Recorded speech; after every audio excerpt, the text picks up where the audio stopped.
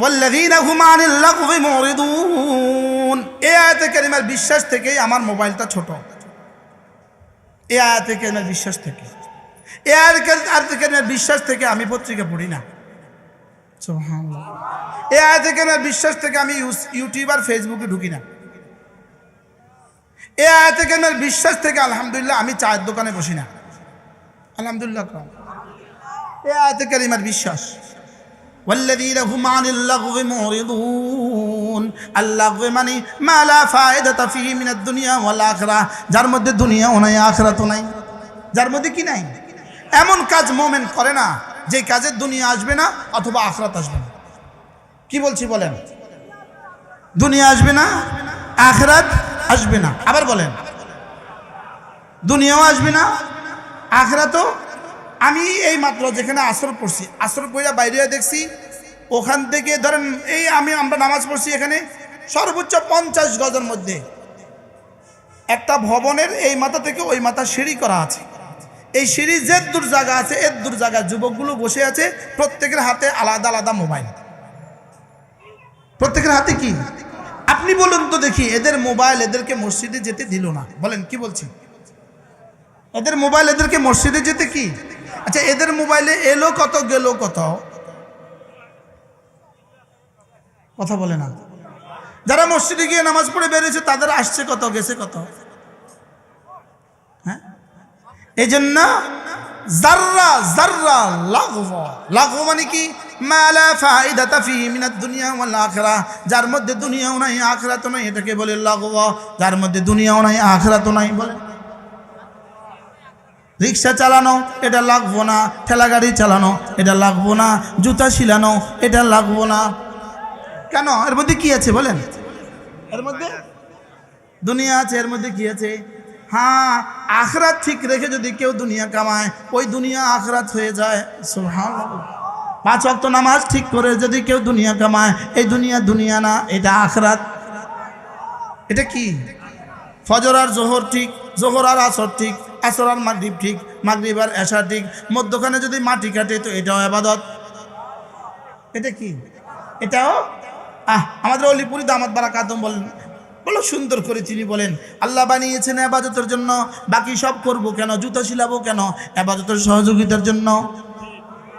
আমাকে বানিয়েছেন নামাজের জন্য, বাকি কচু বেচবো কেন? ইবাদতের সহযোগিতার জন্য।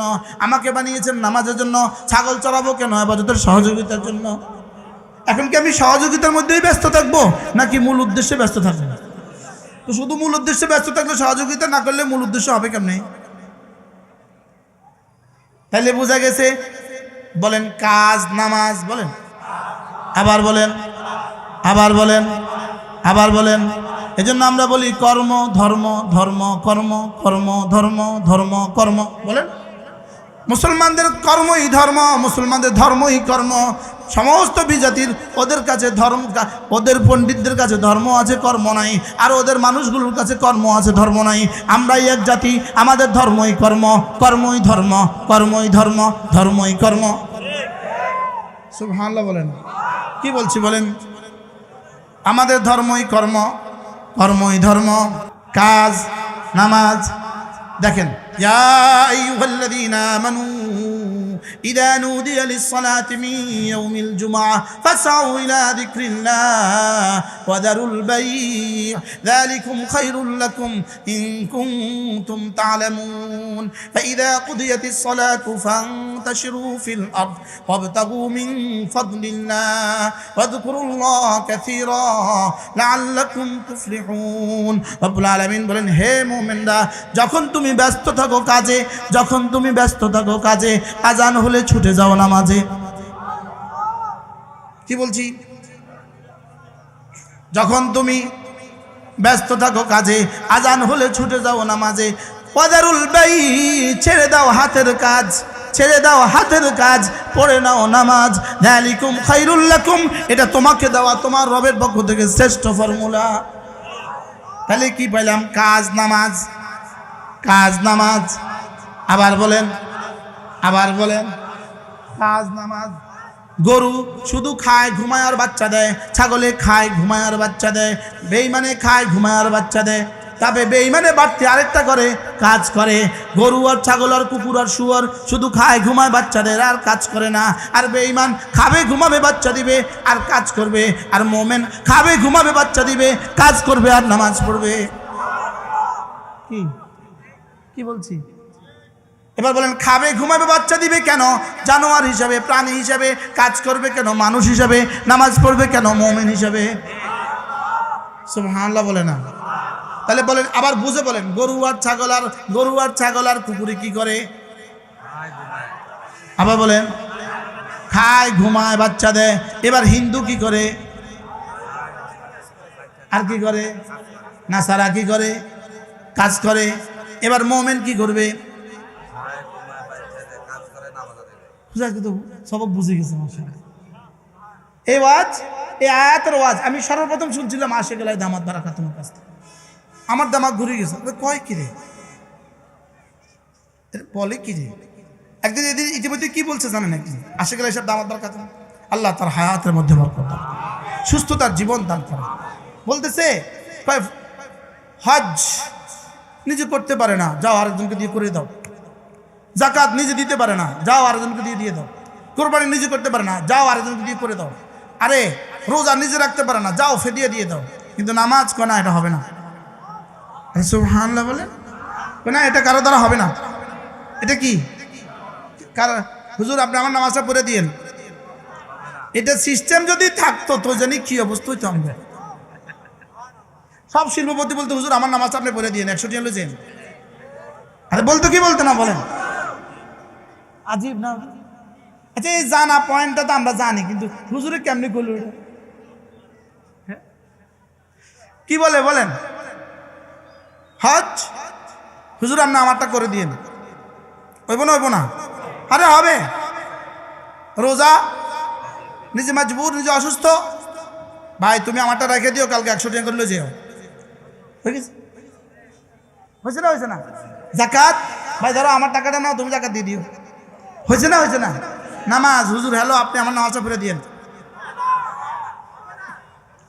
হবে?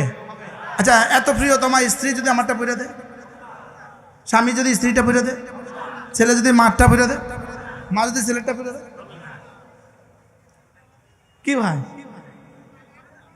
আল্লাহ হুজুরের হায়াতের মধ্যে বরকত দান করেন। তাহলে আমরা কি শিখলাম?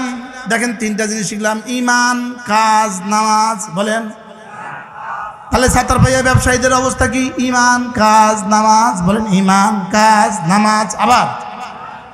আবার যখন তুমি ব্যস্ত থাকো কাজে, আজান হলে ছুটে যাও নামাজে, ছেড়ে দাও হাতের কাজ, পড়ে নাও নামাজ। যালিকুম খায়রুল লাকুম, এটা তোমাকে দেওয়া তোমার রবের পক্ষ থেকে তোমার জীবনের জন্য শ্রেষ্ঠ ফর্মুলা। ইন কুনতুম তা'লামুন, হ্যাঁ যদি তোমরা বুঝতে। আল্লাহ কিভাবে? আল্লাহ বলেন হ্যাঁ যদি তোমরা বুঝতে। এবার আমি যেন বললাম আল্লাহ 3টা তো পেয়ে গেলাম, কাজ, নামাজ আর জিকির। ঈমান, কাজ, নামাজ 3টা তো পেয়ে গেলাম, আর কোনো ডিউটি আমার আছে কিনা? রব্বুল আলামিন বলেন নামাজ শেষে আবার ফিরে যাও কাজে, তালাশ করো রিজিক। নামাজ শেষে আবার ফিরে যাও কাজে, তালাশ করো রিজিক। এই জন্য রিজিক তালাশের জন্য নামাজ শেষে যাওয়ার সময় একটা দরখাস্ত করে যেও, আবেদনপত্র ঠুকে যেও, আল্লাহুম্মা ইন্নী আসআলুকা মিন ফাদলিক। সুবহানাল্লাহ। আল্লাহ ফান্তাশিরু ফিল আরদি ওয়াবতাগু মিন ফাদলিল্লাহ ফাইদা কুদিয়াতিস সালাতু ফান্তাশিরু ফিল আরদি। নামাজ শেষে ফিরে যাও দোকানে, নামাজ শেষে ফিরে যাও জমিনে, নামাজ শেষে ফিরে যাও মাঠে, আবার চলে যাও ফ্যাক্টরিতে। ওয়াবতাগু মিন ফাদলিল্লাহ, এবার তালাশ করো রিজিক। সুবহানাল্লাহ। তাহলে নামাজ শেষে মসজিদে বসে থাকবা না, রিজিক তালাশ করবা।